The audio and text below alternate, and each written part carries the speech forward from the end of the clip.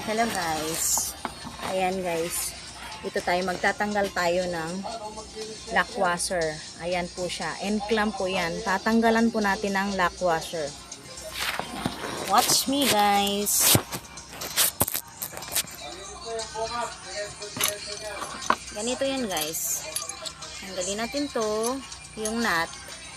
Tapos tanggalin natin yung lock washer. Kaya balik natin to.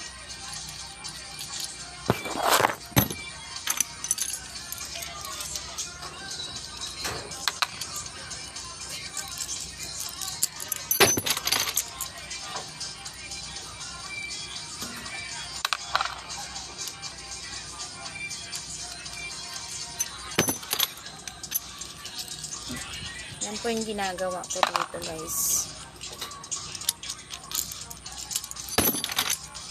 Kasi kailangan to ng mga nag-gray rail alignment, na first alignment.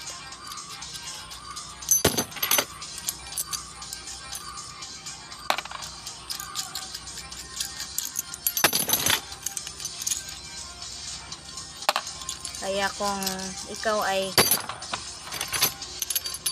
sanay sa baraha, hindi ka mahirapan ng ganito kasi mabilis kang gumanyan.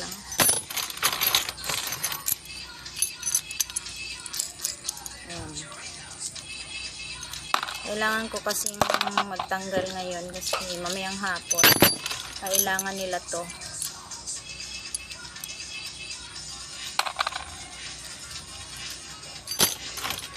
Tapos ko lang nag-receive ng 2,240 na end clamp galing sa warehouse. Tapos sinalansan ko na sa cabinet para maayos.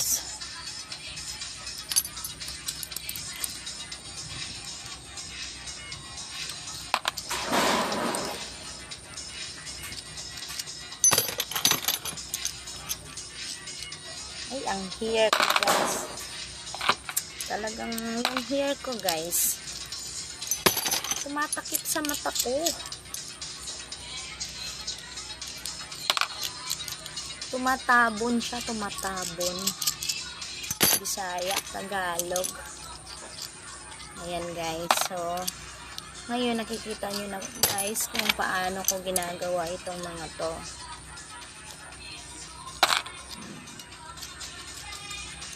Ganun lang po guys. Thanks for watching.